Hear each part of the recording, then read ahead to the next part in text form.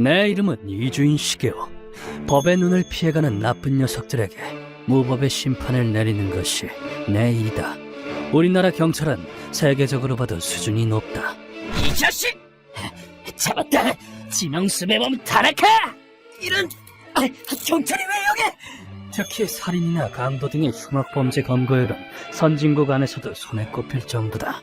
하지만 그런 경찰도 만능은 아니다. 멍청한 년! 죽어도 쎄! 이런 위험해. 흉악범이 수사망을 피해가 결국 미궁에 빠지는 사건도 존재한다. 놈들은 이 사회 틈새에 몸을 숨기고 자기가 저지른 죄로부터 도망치려고 한다. 절대 안 잡혀. 나한텐 아직 괴롭힐 여자들이 남아있다고. 찾았다. 나쁜 놈. 그리고 추악한 범죄를 거듭한다. 하지만 놈들은 아직 모른다. 넌 영원히 여자를 못 볼 거다. 죄를 심판하는 건 법만이 아니라는 걸. 법의 단죄에서 도망친 놈을 기다리는 건 무법 세계의 재판뿐. 어깨가 빠졌나? 어둠 속에서 실컷 괴로워해라. 네가 받을 벌은 이게 다가 아니야. 피해자의 억울함을 풀기 위해 악을 벌한다. 그것이 고문 소믈리의 사명. 이런 나에게 오늘도 다 풀지 못한 원한을 가진 사람이 찾아왔다. 앉으시죠. 네. 이번 의뢰인은 이 40대 남성. 언뜻 보면 한창인 영업사원 같다. 어떤 의뢰를? 저희 아내와 아이를 죽인 놈한테 걸맞는 복수를 해주셨으면 합니다. 그러나 얼굴에 깔린 음침한 인상과 사리에 불타는 눈이 그 모든 분위기를 바꾸고 있다. 사건의 발단은 지금으로부터 10년 전. 몸 조심하고 있어. 당신도 여자 조심하고. 뭐야, 걱정 마. 농담이야. 그에게는 젊은 나이에 결혼해서 임신한 아내가 있었다. 사랑하는 아내를 위해, 그리고 태어날 아이를 위해. 우리 가족을 힘들게 할 순 없지. 조금만 더 힘내자. 또 경제적 안정을 위해 그는 뼈 빠지게 일했다.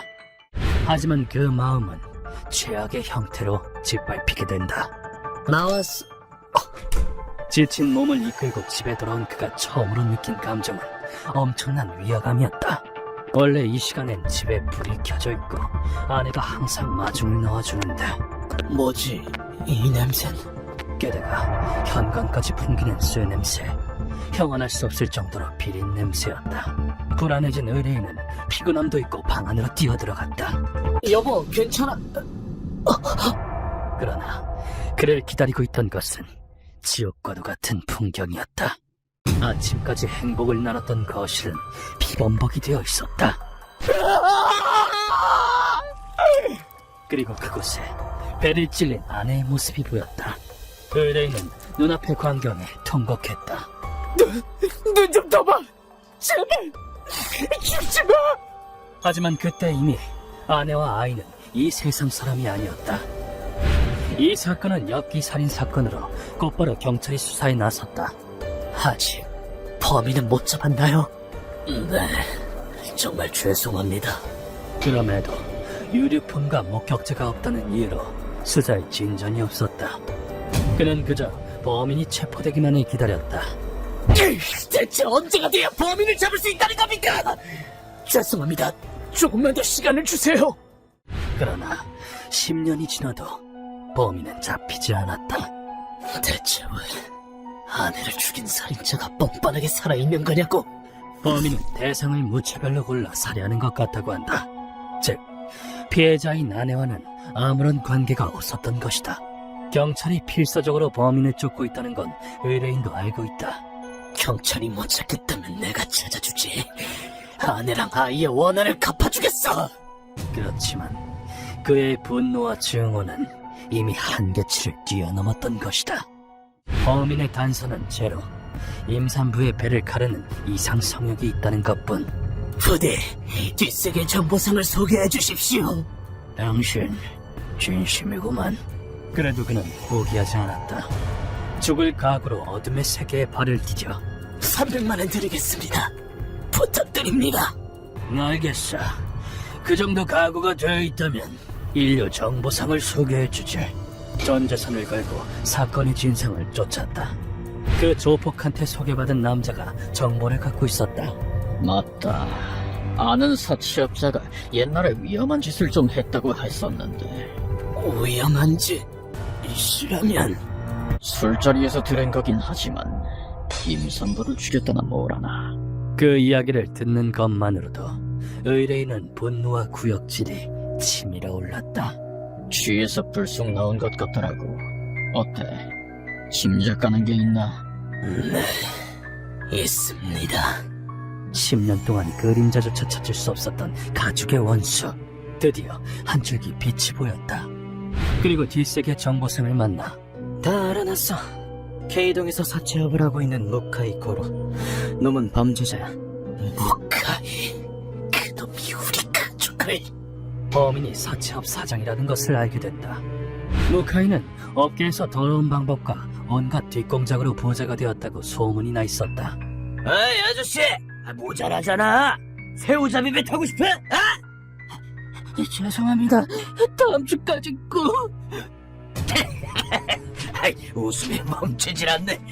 지금은 그 더러운 돈을 모아 큰 돈을 쥐고 있지만 큰 소리 내면 죽인다. 돈 어딨어? 놈이 젊었을 땐 상습 강도범이었다고 한다.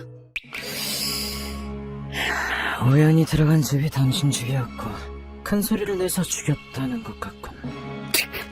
지금 당장 내 손으로 죽이고 싶다. 그러나 상대는 사채업 사장. 의뢰인 혼자서 처리하긴 어렵다. 프로한테 맡기면 돼. 프로? 뒷세계에는 타인의 원한을 풀어주는 아주 무서운 전문가가 존재하거든. 그래서 그가 우리 사무실로 찾아오게 된 것이다. 엽기적인 수법으로 살인을 한 건 이상 성욕자의 범행으로 위장해서 수사에 혼선을 주기 위함이었던 것 같습니다. 그는 바닥에 무릎을 꿇고 내게 머리를 숙였다. 부디 아내를 그리고 전하지 못한 저희 아이의 원한을 풀어주십시오. 지금도 매일 밤 그 지옥 같은 꿈을 꿉니다. 죄 없는 아내와 아이가 그런 식으로 잔인하게 살해당하다니. 근데 그게 고작 경찰 눈속임종이었다고. 웃기지 마. 절대 용서 못해. 의뢰인의 입에서는 오랜 증오와 피눈물이 쏟아져 나올 정도로 심한 분노가 느껴졌다. 나는 이 통곡을 무시할 수 없었다. 의뢰인 분의 마음은 잘 알겠습니다. 제게 맡겨주십시오. 감사합니다. 법의 심판에서 도망쳐 나온 악을 벌하는 것, 바로 고문 소믈리의 수건이다. 사리사욕을 채우기 위해 임산부를 죽이고 시체와 아이까지 능욕하다니 짐승이 더럽군. 이번엔 내가 짐승이 돼서 니놈한테 생지옥을 보여주마. 나한테서 도망칠 길은 없다. 살아생전 최고의 고통을 맛보여주마. 그 후 나는 의뢰를 실행하기 위해 우카이에 대한 자료를 훑어보았다. 외출할 땐 보통 경호원이 붙는군요. 이번 타겟은 만만치 않네요. 아니, 파고들 틈은 있어. 철벽처럼 보이는 경비 속의 작은 빈틈. 의뢰인의 집념은 그것을 간파하고 있었다. 한 달에 한 번, 무카이가 유흥업소에 갈 때는 경호원이 붙지 않는다. 여기선 단독 행동이네요. 저런 데는 경호원이 못 가나봐요. 이딸을 노린다. 마침 놈이 다니는 유흥업소 사장이 내 지인이다. 도움 좀 받아야겠어. 우리는 놈이 유흥업소에 오기 전날 가게 쪽에 협력을 요청했다. 미안, VIP 고객인데. 너한테 받은 게 얼만데. 그리고 나도 그런 놈은 진짜 싫거든. 드디어 실행을. 놈은 예약 시간에 맞춰왔다. 왜 이렇게 안 와? 오늘은 그런 컨셉인가?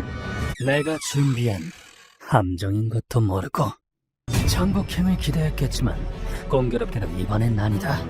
이 심판의 날을 그렇게 기다렸나? 오늘 이놈이 갈 곳은 지옥이다. 경호원이 눈치채지 못하도록 가게를 빠져나와. 준비 다 됐습니다, 선생님.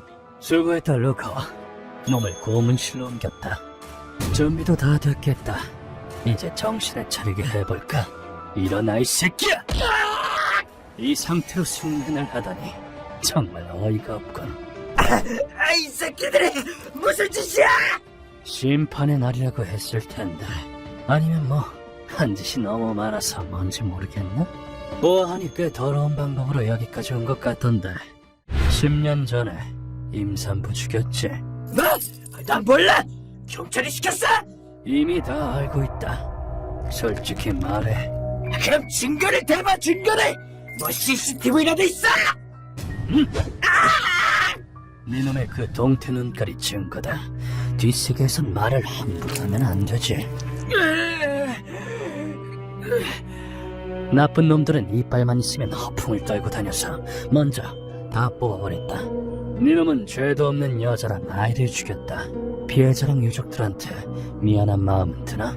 그냥 전혀 없다고 이거 그렇지! 그년이 잘못한 거야! 놈의 대답에선 미안함이라곤 조금도 느껴지지 않았다. 역시 이놈은 뼛속까지 썩어 빠졌다. 네놈은 인간도 아니야. 인간의 가죽을 쓸 짐승 새끼지. 루카, 네, 선생님. 거기... 그렇다면 짐승 새끼한테 어울리는 벌을 주마. 나는 도끼를 받아들고 망설임 없이 놈의 어깨 부근에 내려쳤다. 손에 무거운 충격이 느껴짐과 동시에 놈의 팔이 떨어져 나갔다. 오른팔을 완전히 베어냈으니 그 자리에서 쇼크사에도 이상할 게 없다. 선생님, 말씀하신 대로 강심죄를 주사해놨습니다. 그래. 하지만 이 정도에서 죽으면 쌓인 죄값을 다 치를 수 없다. 아, 맞다. 너 지금 돈 있지? 지금은 없는데 맨몸이라. 돈이 왜 없어? 이놈의 논리대로면 돈 없는 사람은 죽여도 되는 거겠지. 그렇게 남은 팔다리를 베어버린 뒤 놈의 사이즈에 맞춘 병에 던져 넣었다. 흉측한 오브제가 됐군. 그리고 뚜껑으로 목을 고정해두면 장식품이 완성된다. 이 고문은 중국 유일의 여성 황제였던 즉천 무후가 황후였던 시절에 라이벌에게 행했던 것이다. 뼛속까지 취하게 해줄게. 생애 마지막 술. 마음껏 맛봐.